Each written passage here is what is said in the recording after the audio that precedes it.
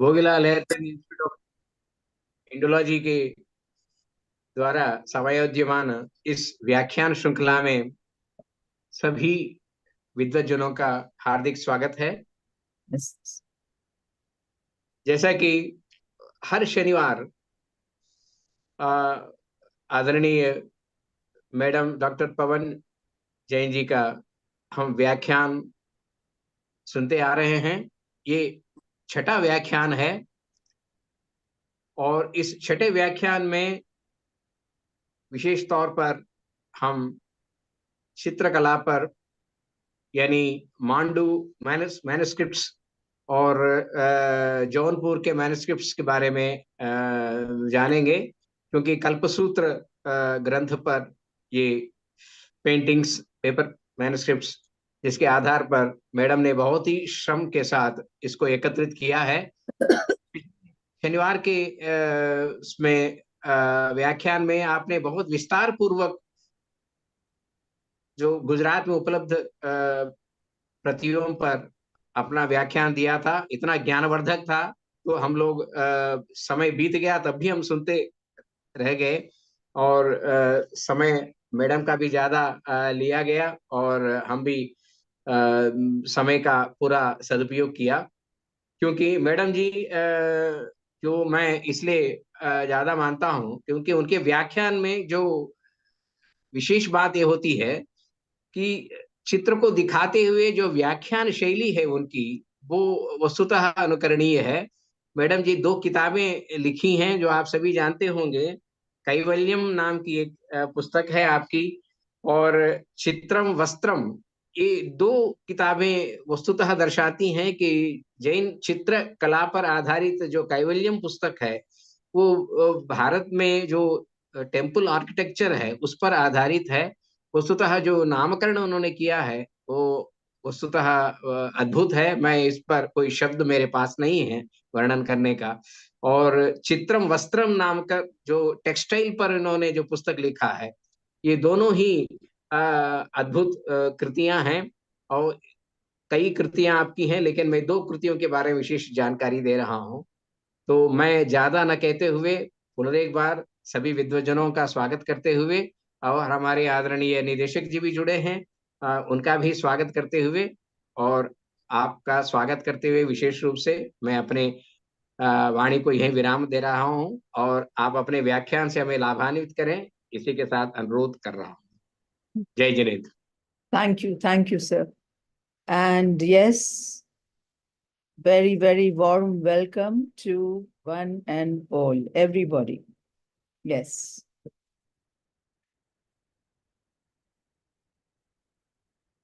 Okay, so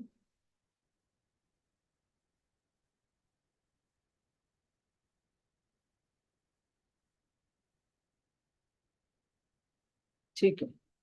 So everybody can see the screen and hear me loud and clear. Yes? Yes, ma'am. Okay, lovely. So, of course, we are going to talk about the Kalpasūtra paintings from the region of Mandu and Jaunapur, which are not part of Gujarat. Everybody knows that. And of course, Mandu is in Madhya Pradesh and Jaunapur is in UP, very close to Banaras. Okay. So very far from Gujarat. No, I mean, Mandu is not all that far, Malwa region, however. But before we proceed to learn about these paintings, I would like to, continue where we had left last time. I wanted to talk about some 3-4 paintings more that Kalpasūtra talks about, which are from Gujarat. So I didn't want to leave them behind because those paintings are, we encounter in these folios also from Mandu and Jaunapur. So I would like you to get introduced first to those folios. Okay. So as I had mentioned earlier also, the last section of Kalpasūtra text, it elaborately describes the sthavirs, the teachers who had been ordained as monks and, reached the stage of the Siddhas subsequent to Mahavir's Nirvan. So, in fact, in his Hemchandra's Trishashti Shalak Purush Charit, he also expanded the incidents listed by Bhadrabahu in Niryuktis in a long chapter entitled Parishisht Parv. And it describes the episodes related to Sthavirs also from Jambu Swami through Sthulbhadra and Vajraswami. Okay, so let's quickly go through these 3 folios first before we embark on our journey to Mandu and Jaunapura. Okay, fine. So here I'm showing you Jambu Swami is sitting here, if you can see in the corner here. And there are 8 group of women. So his 8 wives to whom he got married. Okay. So this is the scene is showing that Jambu Swami is giving a discourse on his wedding night. So there is a story that goes by that as a youth, Jambu Swami was very much averse to marriage. Okay. But he was engaged to these 8 girls. And each of these 8 girls were very, very eager to marry him. So in spite of his refusal to get married, this marriage was performed. And of course, how, all the elders always say, Acha, shadi ho jayegi, to he will forget all about, renunciation and all that. So they get him married. But he also says that, but once I'm married, I'm going to renounce the world. So, of course, all the elders say, Acha, dekhenge baad mein, whatever that will happen. So they get him married to these 8 wives. So, of course, in those days, there was this practice of polygamy. So one person could get married to many. So he once again declared to his wives that, about his intention to renounce the world or the family life. So the artist has portrayed here the dialogue between Jambu Swami and his wives by arranging the groups of 9 in 3 registers or 3 rows. In the top row, you see him seated in the corner and 2 of the wives, and then 3 here. So the face-to-face composition, in fact, it implies that there is a mutual dialogue which is happening here and articulate the entire symmetrical composition, in fact. Yeah. Eventually, you will be interested to know that they all renounced the world along, with the burglar, in fact, who had come to steal all the, gold and all the gems, etc., that Jambu Swami had received as a dowry. Okay. But he was listening to the discourse that Jambu Swami was giving to his wives, and with the result that he also, the burglar, the thief, along with his 500 accomplices who had entered the house in the intention of burglary, they also, take to sannyas and vairagya, and they all leave the house together. And the story says that, of course, then the parents of the girls, etc., everybody leaves the house. So this is the story of Jambu Swami. Then next one is we talk about Sthulbhadra, story of here what we are seeing, a hunter is there. You can see him, holding the arrow and the bow here, and he's trying to shoot a mango which is falling from this tree. And there is a dancer here who's trying to dance, and there is this heap of mustard seeds, and there is a needle here. All right. So this is the scene which is being depicted between a hunter who was actually a charioteer, and the courtesan, Kosha, that was her name. Okay. So the story goes that Sthulbhadra, we all know, very, very, famous Muni or saint. He was the minister with the Nanda king of the Patliputra and had enjoyed every kind of pleasure with the most beautiful courtesan that I'm talking about, and dancer from the town, Kosha, that was her name. And subsequently, of course, he renounces the world and becomes a monk.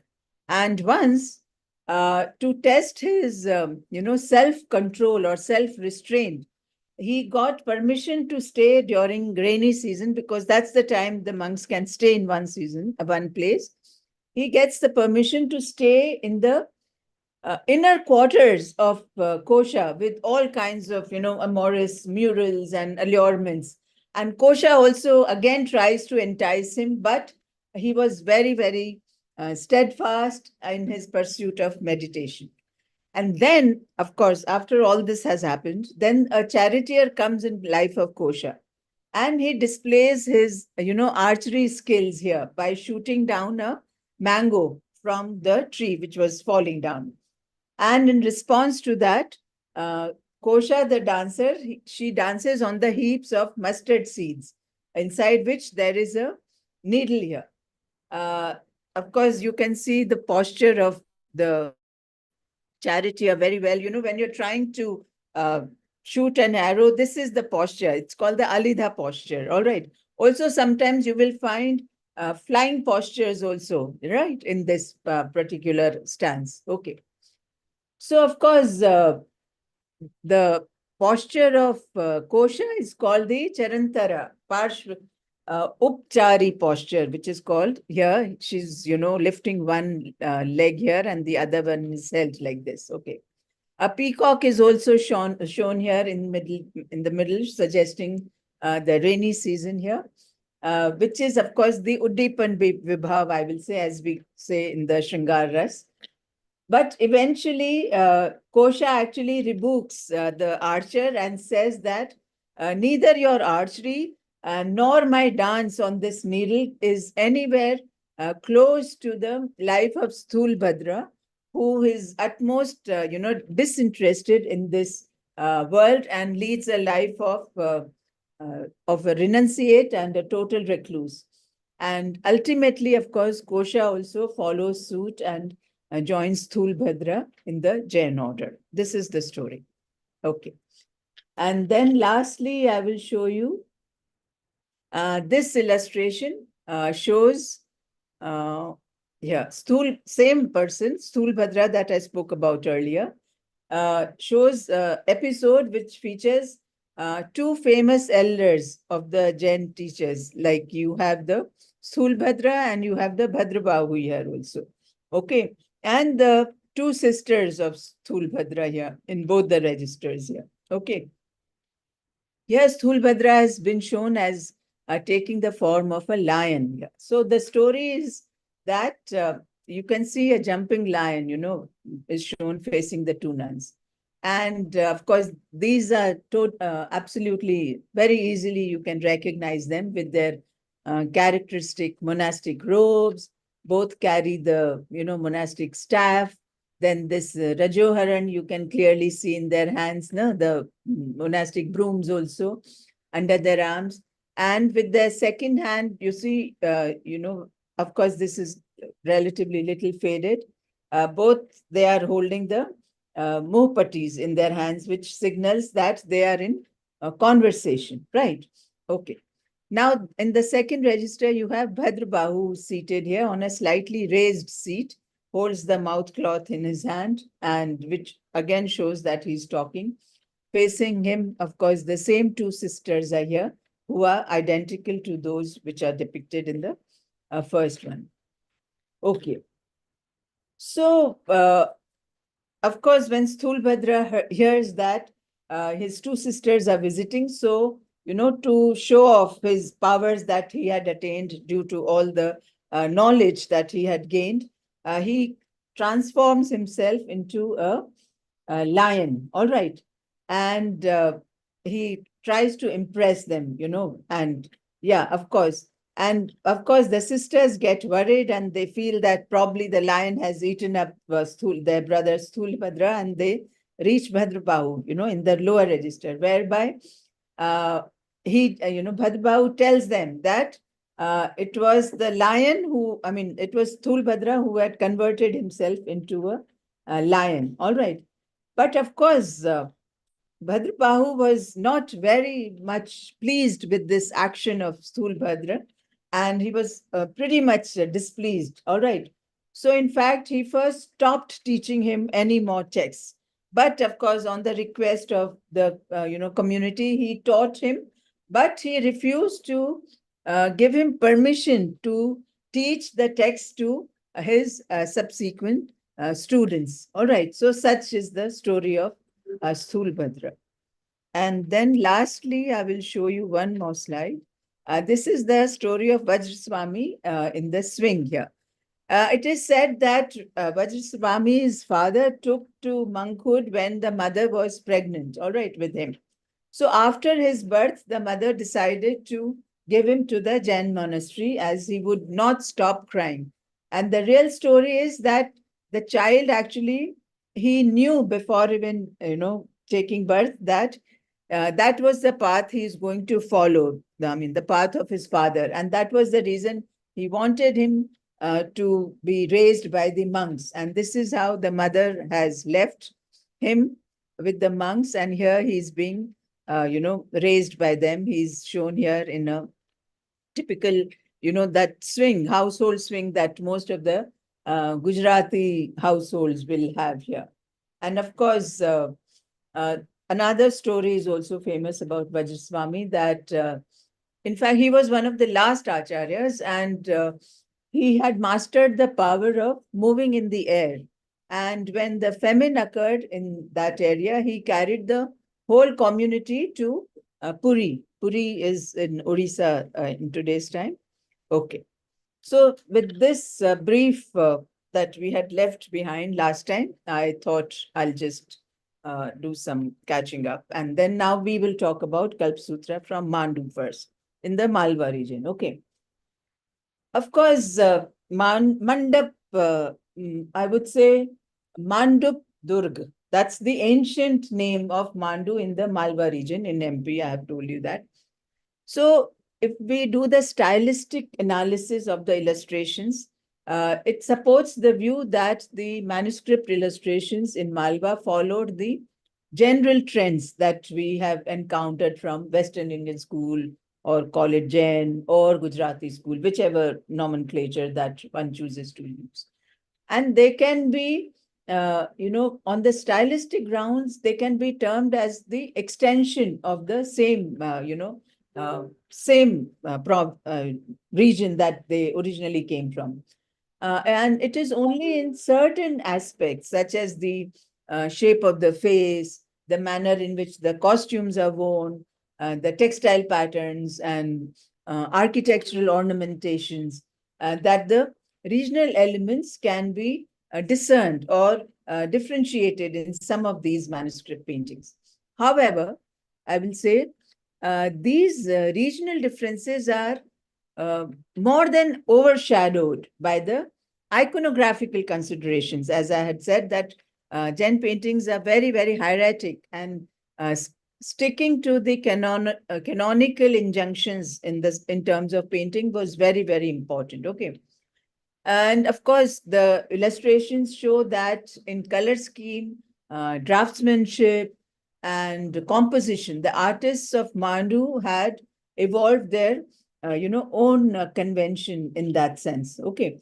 The colors are almost enamel-like in nature, and the landscape is confined to some just variegated clouds, etc. Okay. At the same time, these 15th century Malwa paintings are also characterized by a freshness of the local flavor and excellence in execution, as you can see on the screen also. And these features also they share with the, another manuscript from Jaunapura that I'm going to show you. That is also another provincial style. That's also a Kalpasūtra from Jaunapura, which is dated 1465. This is 1439.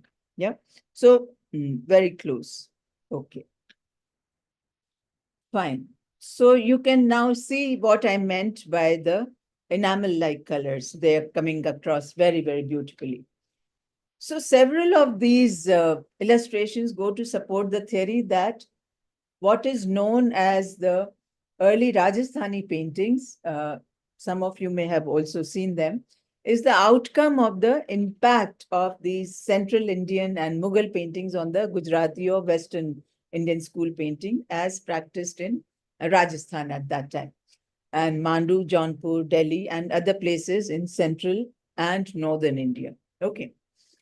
So this manuscript is written in gold. As you can see, these letters, very, very high quality of calligraphy, you can see. And overall, it contains 73 folios. The folios measure almost 29 by 10 centimeters. So when I say 10 centimeters, almost, less than 3 inches, the wide. And the illustrations are normally on this side of the page. Sometimes you will find 2 illustrations also on the same page, but normally this is the format. And there is a middle band throughout the illustrations. Rather than having the border all around, there is this middle band which shows some kind of floral ornamentations. And each line here you will see separated by 2 white lines, and in between there is a bluish green line also. Okay, right. So this is the very interesting colophon. 73 reverse folio number is. It is not gold lettered, but is inscribed in black ink on a crimson background. So there is little doubt that it is contemporary with the manuscript. Probably it was written later or something like that. So the colophon gives us the detail about the dates, etc.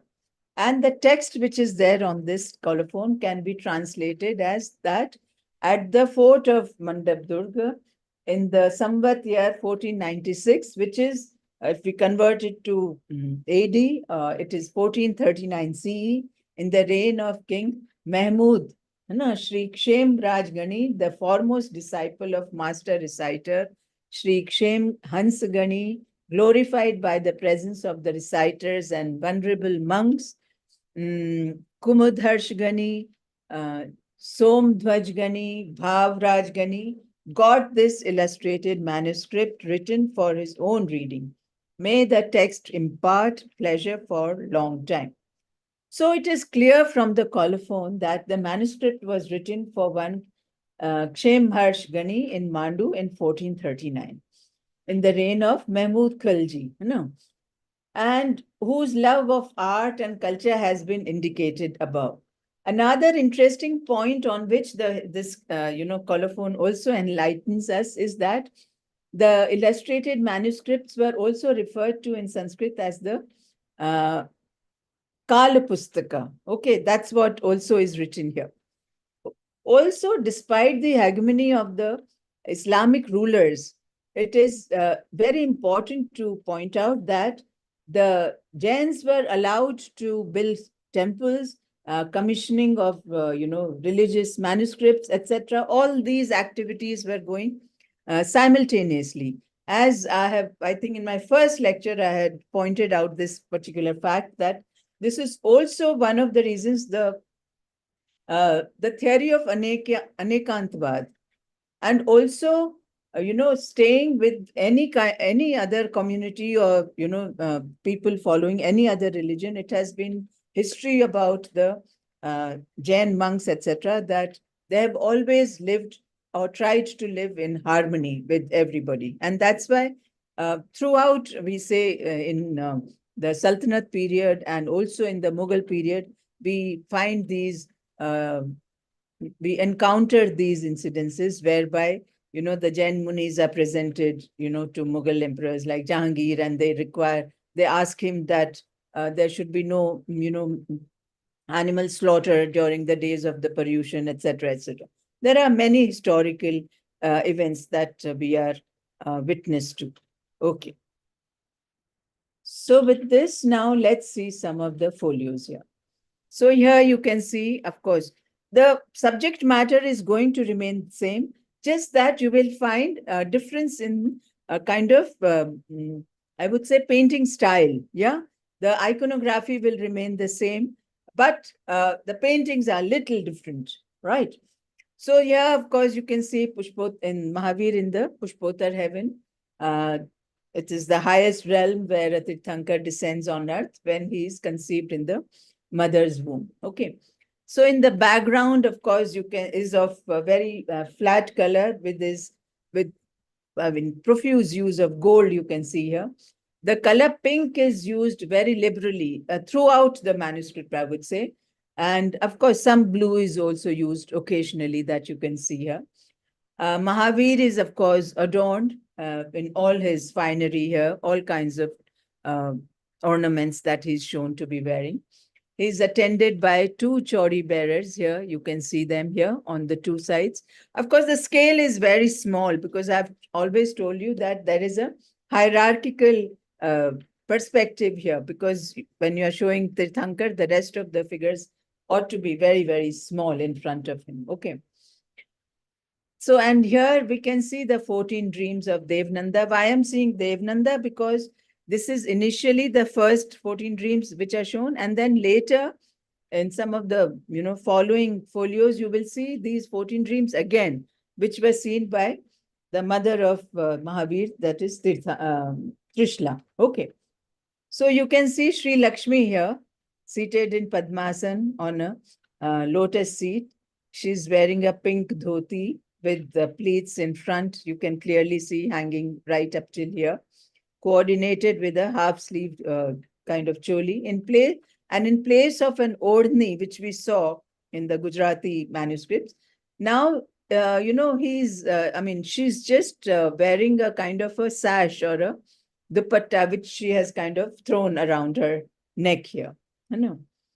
And all the 14 dreams are depicted very, very with lot of clarity, I would say. Here, Indra is seated.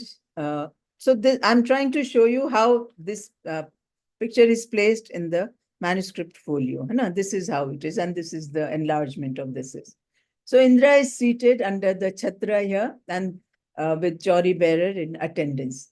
So the typical feature of Mandu, manuscript is that Indra is always shown with two arms.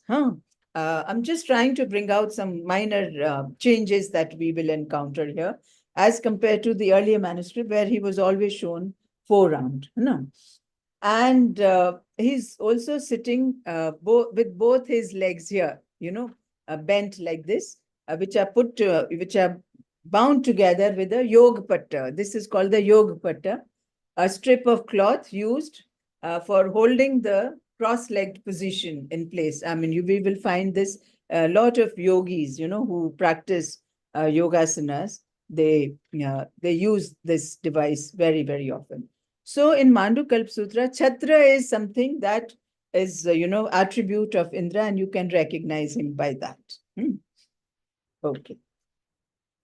So here you can see Indra and the gods in heaven. Both the scenes are almost, here one god is there, and here there are four of them in two registers, and the elephants and the horses here. So, of course, Indra is seated on a high-backed golden throne shaded by a green umbrella on top, conversing with these four gods here, and who are seen in two rows here.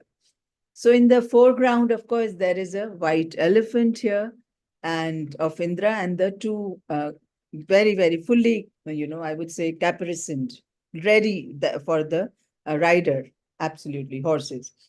And the narrow arched, these necks, all right. And these heads also, and these arched necks also, they are very, very, I would say, Persian elements, Persian influence. So you will, if you see Persian paintings or the horses which are depicted, they are normally shown in this particular fashion. And of course, the variegated textile patterns on the costume set off against the red background very beautifully, and they impart a very enamel-like finish to the miniature here. Okay. So here, of course, you can see the angularity that we encountered in the Gujarati manuscripts. They have kind of disappeared, although they have pointed noses and further eyes there. But still, at the same time, I would say I would say it is more sensitive. I would say it's not so matter-of-fact painting as we saw the earlier ones. And of course, you can see the Bandhanwar hanging from the ceiling here.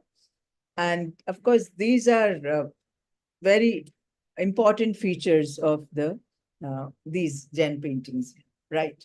Now, Indra and Haringameshi here, you can see the gold. I mean, this gold, I'm talking about 1439, and we are in 2024.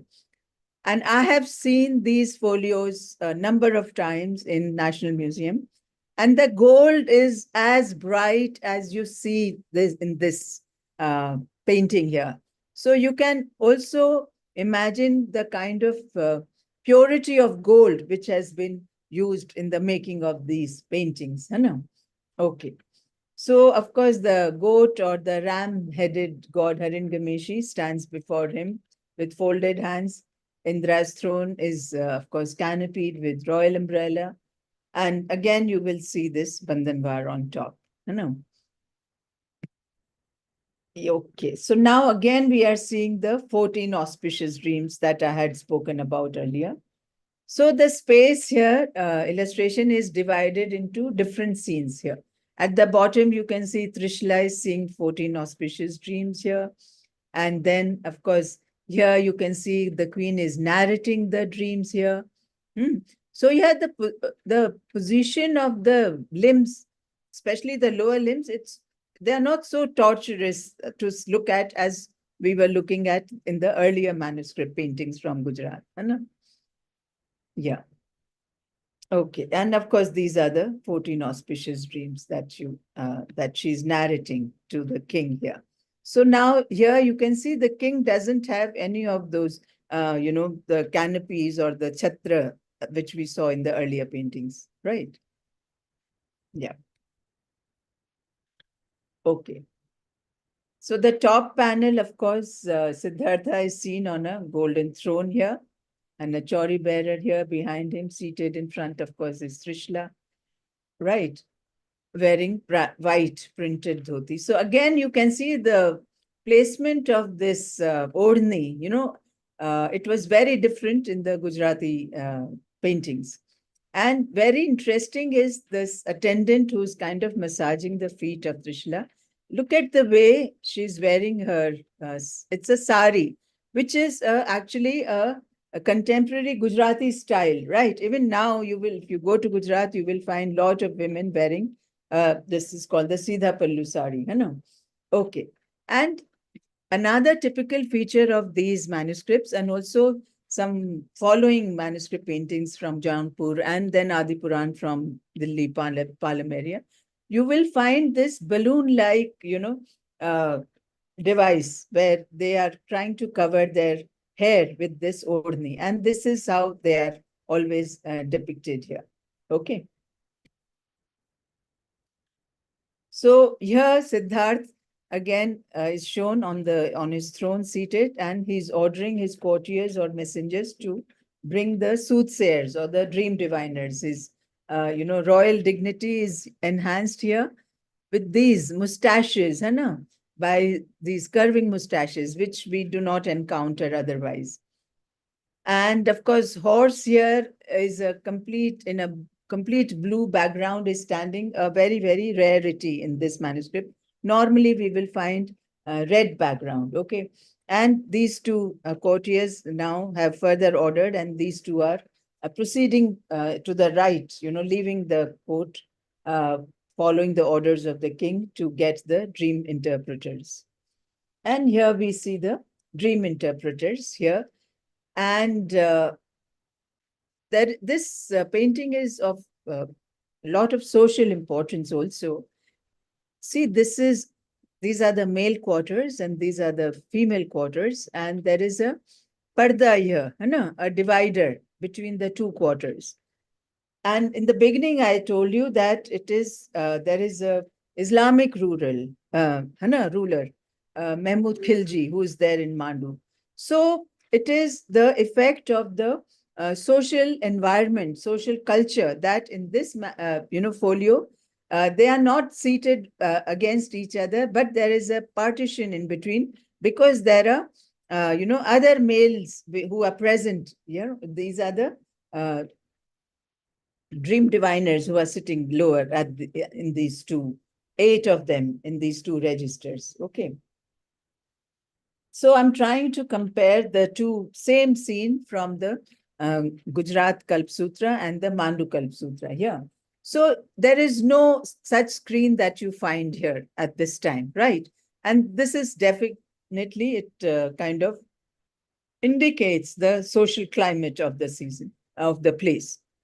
Also, I want to point out here, look at the very, very fine diaphanous cotton that you get from the region of Gujarat here, as compared to the very thick, not at all, diaphanous or fine cotton that you have, you see here, these other dream diviners or the soothsayers wearing here. Okay, just some observations. Yeah. This is a very, rare folio, actually. This scene is very rarely depicted. We didn't encounter it in the earlier manuscript. So here you see that servants of Kuber showering coins on Siddhartha's palace from the heavens above, when the birth of Tirthankar is going to take place. All right. And of course, below here, you can see a band of floral scroll here. Okay. So 2 pairings, these 2 paintings almost similar in composition, just with very minute differences, right? And of course, the textiles you can see are different. The subject matter, the composition, etc., are exactly the same. But we know there are 2 different paintings because look at the dhoti here, dhoti here. It's like that, solving that puzzle that find out 10 different things in 2 similar paintings. However, so this was a very regular practice in these Jain manuscript folios because many a times, as I said, the scribe and the artist were 2 different people. Sometimes there will be probably a, empty space which had to be filled in. So probably the artist will choose to duplicate the same painting in the previous or later folios also. And especially the Samvasaran of the Tirthankar. Repeatedly, it is being shown in manuscript paintings more than once. And it is also to earn auspiciousness and religious merit when we are looking at it. Because I had explained to you that that was the main concern, right, of these illustrated paintings. More than being narrative in nature or, trying to tell you a story, the very presence of the Tirthankar in these manuscript paintings was for you to earn religious merit or for their magico-religious purpose. All right. Here you can also see a lamp hanging, right? So a total domestic scene, I would say that there is a peak dan here at the bottom, right? Okay. So painting, of course, is divided into 2 panels. The upper case, here you can see the nativity of Mahavir, the Janma Kalyana. The bed cover is almost, has almost provided the background of this part of the painting. So again, I would say there is very little, attention given to the perspective, right? They are all very 2-dimensional, I would say that. Here in the lower panel, Indra is shown wearing a mukut here, a tiara probably, and he's kind of with his 2 hands folded in obeisance to the empty throne of the Jinnah. Okay. Okay. So in this illustration, you can see Mahavir. You can see him on Mount Meru, sitting on the lap of Indra here, right? And 2 bulls here on the side symbolize the rain clouds, right? Which are pouring water from their horns here. Do you see these water waves? They are trickling down on the Tirthankara here.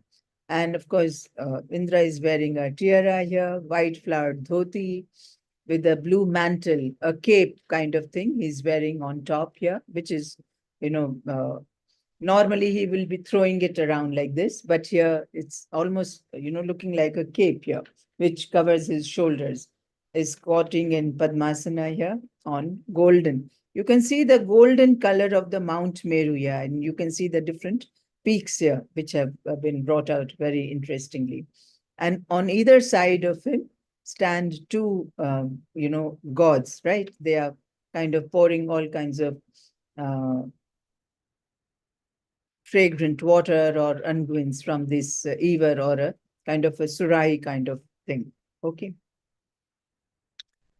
And this is Mahavir is shown in a palanquin abandoning his home, and here he's shown plucking his hair, right? And Indra again is shown with a tiara here, and he's receiving the hair that Mahavir is plucking, right? And he's shown with this one white dhoti only. And yeah, this is what I was mentioning. Now, both the paintings depict the Samvasaran of Mahavir, right? We can recognize from the lion on the pedestal here. But we can definitely make out that it's not the same painting, right? And you can see again the hierarchical perspective. Mahavir is shown much, much bigger in size than the two chauri bearers on the two sides. Right. Yeah. And of course, there are two here at the bottom also, you can see two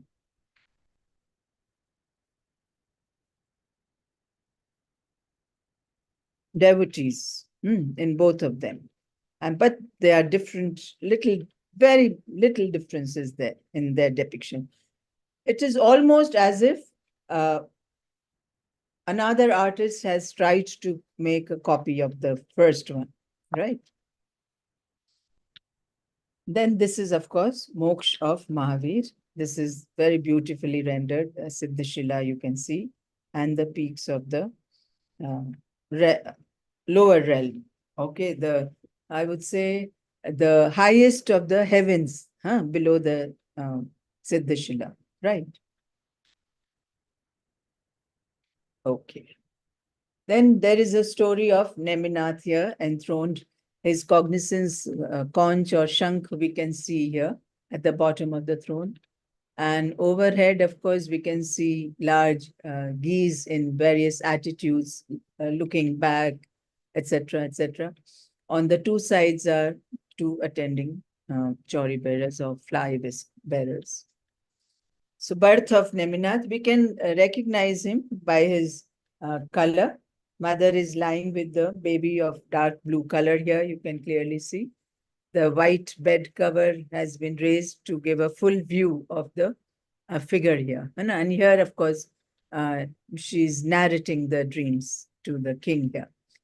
So, of course, despite projecting further eye and the sharp nose, there is a double chin here. The female, this female facial type in this manuscript is, I would say, very attractive to what we have seen earlier.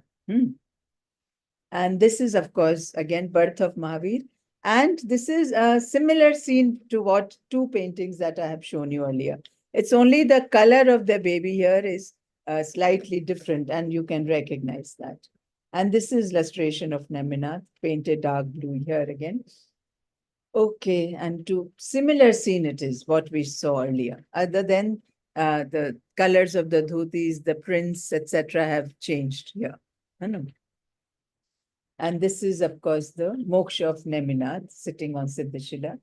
And the tree, of course, the elliptical in form, such trees are precursor to the formal trees that we find in the later Rajasthani paintings.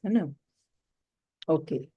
Then this is another, similar to paintings which show the Samvasaran of Adinath. And how do we know that? Because of this bull cognizance which is present here at the base, right? And two devotees can be seen in this each folio. Okay.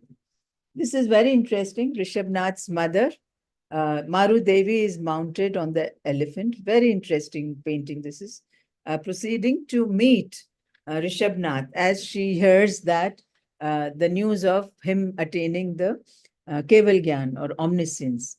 So here you can see Maru Devi accompanied by an umbrella bearer here on top, an attendant behind also, and the elephant rider here. And then there is a foot soldier with the staff is running alongside. Again, mind you, in actual, in reality, probably all these four would be much larger in scale to Maru Devi. But here she's shown much, much bigger in scale, again, due to the hierarchical perspective. And so well decorated the elephant, look at these painted designs that you find on the elephant here. Yeah, very interesting. Okay. Then this is gold, here a god is holding an umbrella over Arya Suvrat, and you can see all his ornaments as he renounces the world. In the center you can see Suvrat Swami wearing white dhoti here and plucking his hair.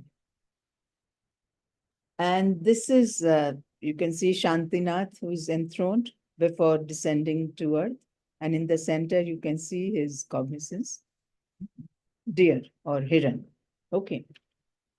So here, of course, the last part, as I said, the Sthavir Vali, the Acharya is giving sermons to Shishya in the upper register, and in the lower, the pupils are delivering here sermons to lay devotees. So some of the features that we see in Mandu Kalpasūtra are very common to the Devsanupado Kalpasūtra. Some of the folios I showed you earlier. I will show some more later when we talk about Kalkacharya Katha. And also the Jaunapura Kalpasūtra that I will show you now.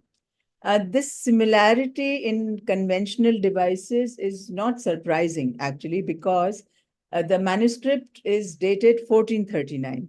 And one finds several conventions common to these three manuscripts, indicating the homogeneity, I would say, of the style as practiced in the second and third quarters of the 15th century in rather widely separated areas such as Gujarat, Malwa, and Jaunapur. Okay. And this manuscript also invites comparison with the gold-lettered Jaunapur Kalpasūtra in the collection of, right now it is in Baroda, Narsingh Jinipol Gyan Bhandar. Okay.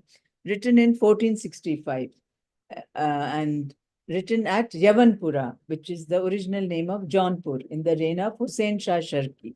And also with the famous, in fact, I'll try to show you some folios from there. Yeah, okay. I think I showed you these border designs. So these are actually taken from the Jaunapur Kalpasūtra. Okay. So 1465 is the date. Produced in Jaunapur is an example of an illustrated Jain text, which was executed far from the homeland of the original style, but in many ways noteworthy as the best produced manuscript with illustrations as compared to Gujarat and Mandu. So just to give you a little background about Jaunapur.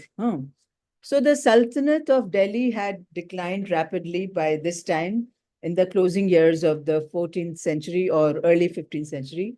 And while the imperial city of Delhi was, kind of decadent and in ruins, there arose, there other, from the, I would say, from the ashes of this huge empire, a number of independent kingdoms in northern India, which soon became the centers for education and other arts. And the most flourishing literary center of the early 15th century was, of course, Jaunapur, which was rightly also designated as Darul Aman, Aman, or rather place of refuge. In course of time, Jaunapur not only, gained eminence as an important seat of Islamic culture, but its rulers also encouraged indigenous art, music, literature, and gave a new definition to even local architecture. And we can see from this, I had mentioned earlier also, every folio has a different border decoration. That another one. Yeah. So there is, however, no reference of art of painting at Jaunapur in any of the contemporary Persian sources that we encounter. Though there is another, romance in Avdi, Mrigavat by Kutban in the reign of Hussein Shah Sharki, gives an elaborate description of wall paintings and informs us that the subjects employed in the contemporary, painters were not only the episodes from Ramayana or Mahabharata, but also there were folk stories, decorative patterns, birds, animals, etc., as we can see on the screen. So this very, feverish activity was not a mere just restricted to literary cliche, but was supported by some of the pages of, we find another manuscript, Lord Chanda manuscript, and an incomplete manuscript of Mrigavat also, which is in Bharat Kala Bhavan now. So the origin may be questioned as neither of them, indicates a date or a provenance, but the illustrated, I'm talking about Mrigavat or Lord Chanda. Their colophons do not say that, but the Jaunapur Kalpasūtra, we have the colophon, which clearly describes its date also and the place of its execution, etc. So most of the folios are, as I told you, in Baroda, but there are some dispersed folios also in various museums across the world, some at, Met Museum, etc., etc. So this is the colophon of the Jaunapur Kalpasūtra, and this is, I've also put the translation here for your benefit. So as one of the most important and flourishing cities of Eastern India, was an eminently suitable town for the development of commerce and banking, in which the Jain merchants, of course, specialized. And the manuscript also comes within the, I spoke about the opulent period, and is undoubtedly one of the most decorative manuscripts which illustrates the Kalpasūtra. So there are altogether 86 folios, and the illustrations occupy only a part of each painted folio. So here you can clearly see the date also, Samvat year 1522, which if you change it to the current era, it comes to 1465. Okay. Now look at the physiognomy, the color of the skin here. What does it tell us? So Jaunapur, this is executed in 1465. So it was the place was being ruled by Sharki dynasty. I told you Hussain Shah Sharki, he was the ruler at that time.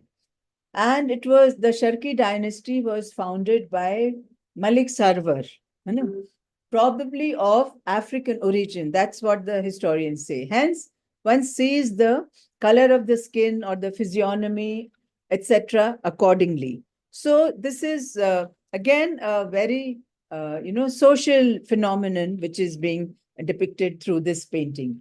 Of course, this illustration shows Brahmani Devnanda and her 14 dreams.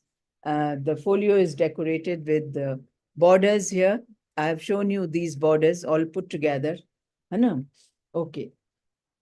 And there are these 3 registers. Not much has changed though, right? Just some features are changed. Look at this again, balloon kind of orni that she's wearing here. Yeah. Which we did not encounter earlier in the Gujarati manuscripts. And this is a very famous folio. The story I have shown you many, many times. The fight between Bharat and Bahubali is presented in this illustration. And of course, just for the sake of repetition, they fought a battle which lasted for 12 years. Indra, with a view to stop this, war, suggested a duel by means of stern glances, fist fight, exchange of harsh words, and with the staff they're fighting. So all those different kinds of competitions are being shown here. And of course, here you can see Bahubali renouncing the world here. No, he has turned into a monk here. Look at the patterns of the various dhotis. It clearly reminds us of the, the Patan Patola. Yeah, similar this pattern we will encounter in the textiles which are, made in Patan city of Gujarat, or some of the block prints also. Yeah. This painting, of course, shows the coronation of Adinath in the in this side, yeah. And in the lower register, a couple is performing a Raj Abhishek here, right? You can see here, right? And again, very interesting textiles that you can see. There are elephants here, swans here, etc. Yeah. This is again very interesting folio.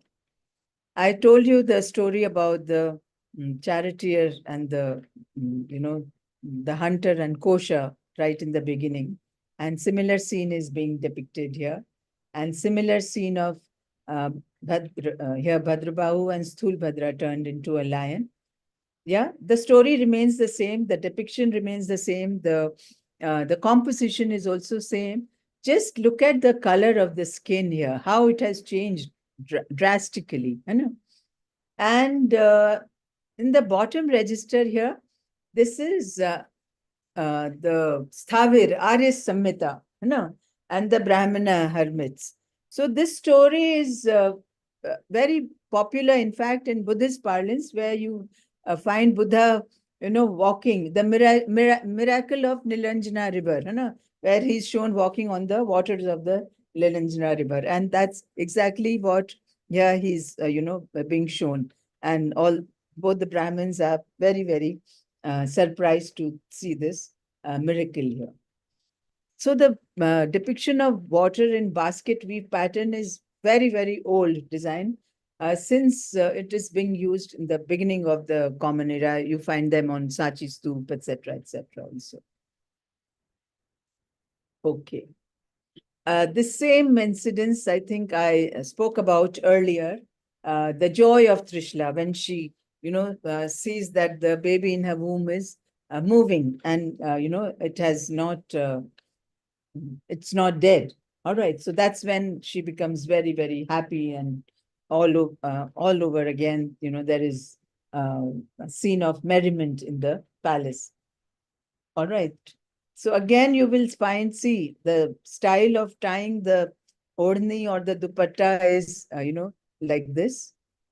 It's not taken across her chest and brought back like how we saw in the Gujarati manuscripts. And you can see the dancers and musicians here entertaining the queen here.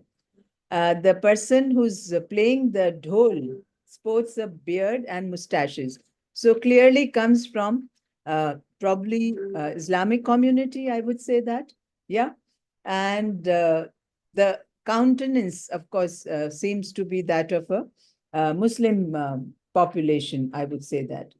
And all the three men in the illustration are wearing some kind of a cap here, right? Which was, we have not encountered this in Gujarati manuscript or in Mandu also, all right? And this also further reiterates the fact that although the illustrations were bound by hieratic considerations, the flavor of the local fashions and styles are still visible in these paintings. Yeah. Okay. See, look at this horse, how well. This was, it was a mastery how these, horses used to be sometimes painted also, or naturally also sometimes they would have this kind of a skin, right? So here again, Indra is moving on his elephant Aravat carrying the baby here, and Indrani is sitting at the back holding a chori here. They are moving towards Mount Meru for the auspicious lustration. The costume of Indrani here, you can see, is a precursor or a kind of, it presages the Gujarati sari, which we find even today in fashion of Sidapal, right?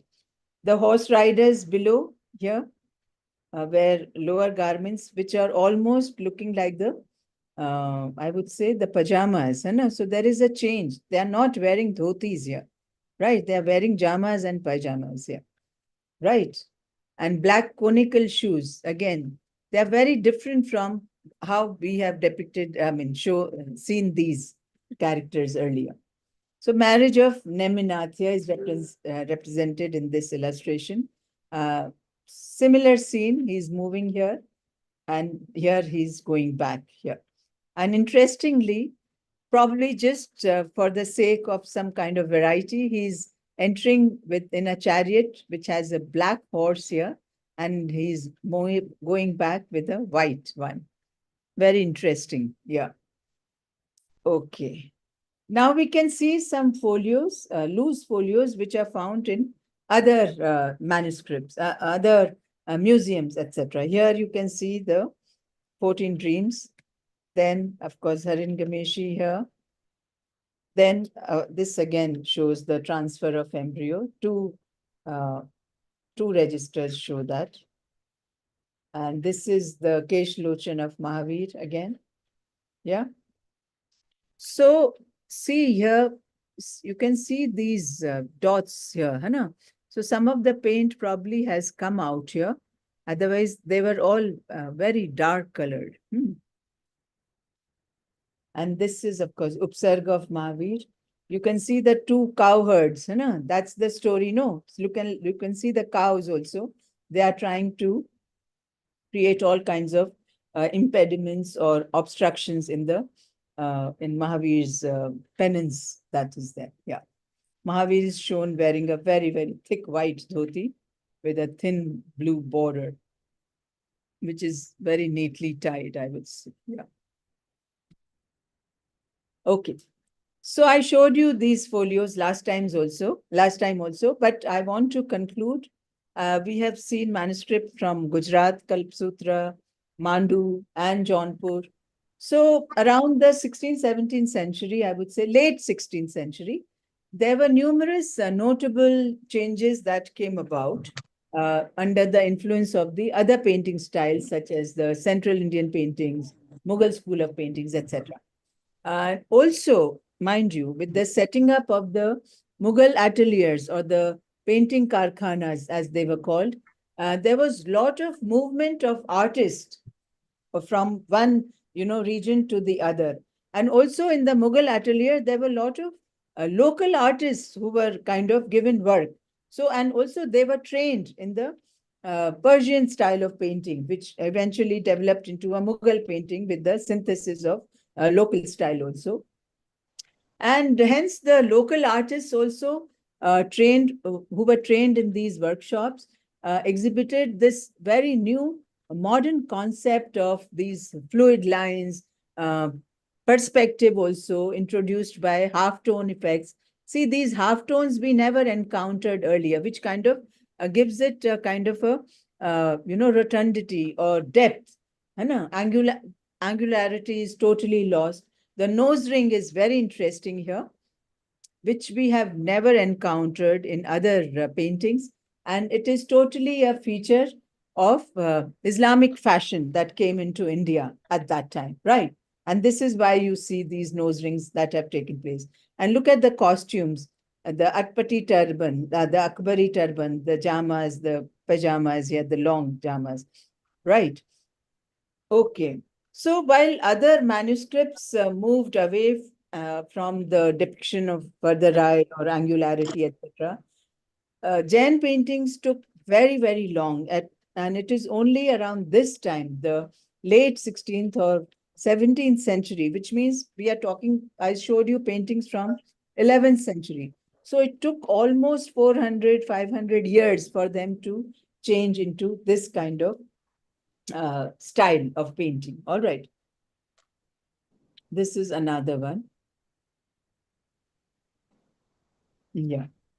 So the result often, this was termed as the popular or provincial Mughal painting. It was a mix of late medieval Western Indian Jain painting and proto-modernist Mughal styles.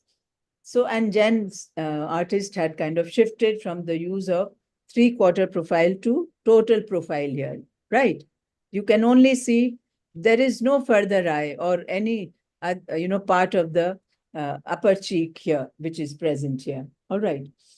And these and some other subtle changes in the costumes and architectural details, etc., all point to the impact of the Mughal style that we see on Jain paintings, and which seemed to be the last development that took place in Jain miniature paintings, right?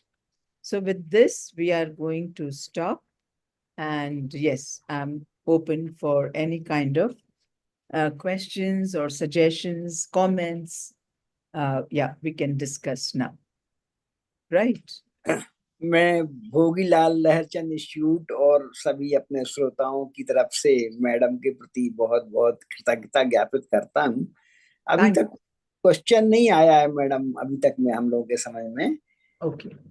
क्योंकि आप इतना clear करते हैं ना चित्र को, बिल्कुल चित्र के साथ में अपनी वाणी से भी उसको स्पष्ट कर देते हैं, उसमें क्या कथानक छिपा हुआ है उसका भी उजागर कर देते हैं। सामान्यतः हम लोग जब इस तरह के चित्रों को देखते हैं तो इतना विश्लेषण नहीं समझ पाते हैं, ना ही हम वस्त्रों का इतना विश्लेषण कर पाते हैं।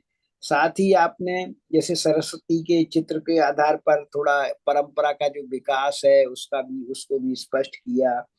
इसमें हमारी कथा के साथ में हमारी संस्कृति और इतिहास तो स्पष्ट होता ही, हमारी समृद्धि का भी सूचक है। आज जब आपको हम सुनते हैं तो ऐसा लगता है कि भारत को जो सोने की चिड़िया कहा जाता था वो सही है, क्योंकि हमारे जो दानवीर हुआ करते थे वो उनका जीवन कितना सादगी पूर्ण रहा करता था, और वो अपने संस्कृति को सुरक्षित करने के लिए उन्होंने कितना प्रयत्न किया है। इससे हमारी भारतीय संस्कृति की समृद्धि का भी इतिहास पता चलता है। तो हम अपने सभी श्रोताओं दर्शकों की तरफ से और अपने संस्था की तरफ से आपके प्रति बहुत कृतज्ञता ज्ञापन करते हैं, और उन सभी श्रोताओं को भी हम बहुत बहुत उनका आभार मानते हैं जिनके कारण से यह हमारी पल हो रही है। इसमें हमारे बीच में हमारे संस्थान में जो नए प्रोफेसर आए हैं, डॉक्टर प्रोफेसर चंद्रशेखर जी, उनका उत्साह, इसलिए आपने देखा होगा कितने उत्साह से वो जुड़े रहते हैं और इस कार्यक्रम को संचालित करने में प्रारंभ करते हैं। हमारे बीच में एडवोकेट सुनील सोनकर जी हैं, डॉक्टर संतोष प्रियदर्शी जी सांची यूनिवर्सिटी से जुड़े हुए थे, इरिया जैन थी, जय जोशी जी थी, महेंद्र शाह जी थे, प्रबोध रजक जी हैं, रश्मि भल्ला जी हैं, रवि कुमार जैन हैं, श्रमणी शशि प्रज्ञा जी हैं जो जैन विश्व भारती में अपना ज्ञान प्रदर्शित करती हैं और बहुत ही मतलब विदुषी हैं, सर्वेश्वर साहू जी, शिखा जी, शीतल साहू जी, सौरभ जैन जी, स्वर्णा जैन जी, डॉक्टर राका जैन, इसी तरह से एम्स्टर्डम से डॉक्टर मैत्री जैन जी भी इसमें बहुत इंटरेस्ट से इसको समझती है, क्योंकि उसका वो रिसर्च भी करना चाहती है। तो इस तरह से हम समझते हैं कि भले ही बहुत अधिक मात्रा में तो लोग नहीं जुड़ पा रहे हैं, लेकिन फिर भी जो लोग नियमित रूप से इसका अध्ययन, इसका लाभ ले रहे हैं, उससे हमारा नाली जी ने हैंड रेज देश है वो पूरा हो रहा है। और हमारी जो एक उपेक्षा होती थी कि अच्छा हाँ ठीक है, एक हाँ सोनाली शाह, इनको अनम्यूट कर दें और इनका क्वेश्चन सुन सकते हैं। Sonali Shah, good evening madam, it is a very informative lecture, and it's added a different perspective for the same. My query is about dream seen by Devananda and Trishala. Okay, so how one can identify whether she is Devananda or Trishala? Means it was a bit confusing for me when I was exercising. So please Yes. Yeah. So there are some pointers that you need to, keep in mind.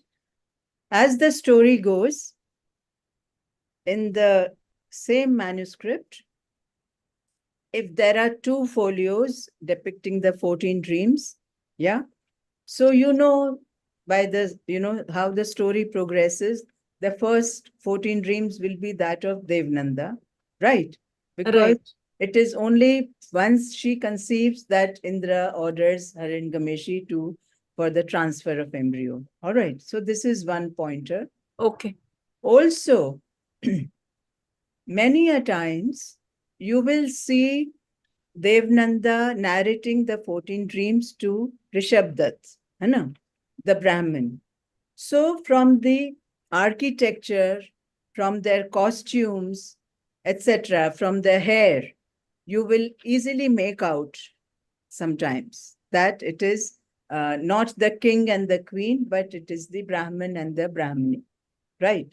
It's Okay. not the king and the queen, which in the later folios that you will encounter once the 14 dreams are depicted again. So these are some of the pointers you need to keep in mind. Yeah. Okay. I will again go through it, and let's hope I'll be able to identify those independently. Means if I don't have any context के portfolio वो folio में पहले है या बाद में है, okay, लेकिन फिर भी इंडिपेंडेंट अगर पिक्चर आता है मेरे पास, एक पेज आता है, तो मैं आइडेंटिफाई कर पाऊँ. Let's see. That I cannot guarantee you. That Okay. and also you can see, you can read the folio number also, है ना? हाँ, that's true. Folio number से भी पता चल जाता है. Right. Okay. Yeah. Thank you, ma'am. Thank you. Thank you ma'am, दोनों मैम के प्रति, और हम अब सब के प्रति पुनः कृतज्ञता ज्ञापित करते हुए अगले शनिवार को हम लोग उपस्थित होते हैं. एक और हाँ जी, बोलिए व्योम जी. हाँ, शमणी जी का एक प्रश्न है, आप अनम्यूट है शमणी जी. I have, madam, I have one question. That what's the reason behind the middle band, which is given in the? no. It's just. Am I audible? Yes. It's just a different way of decoration. Just, little different. Yeah. There is no really reason for it. Yeah. Because you see, in the center, I had told you earlier, there would be a Granthi Sthan, है ना? And that place was most of the time decorated, है ना? So in place of having border decoration, they put a central band there.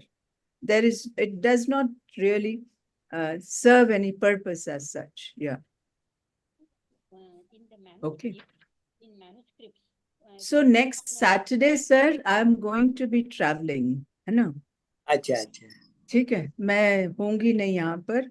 अच्छा.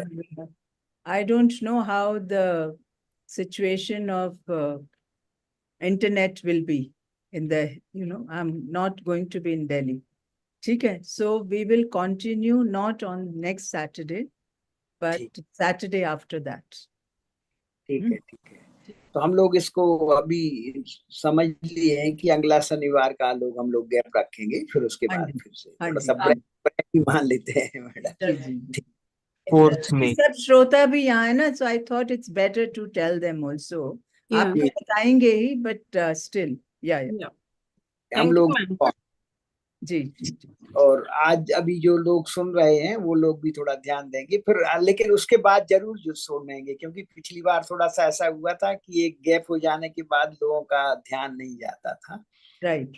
कृपया इस बात का ध्यान रखें. इन्हीं सब के साथ में सबके प्रति पुनः संस्थान की तरफ से कृतज्ञता ज्ञापित करता हूँ. व्योम शाह जी के प्रति जो हमारा पूरा टेक्निकल देखते हैं, उनके प्रति भी हम लोग बहुत बहुत कृतज्ञता ज्ञापित. Thank you.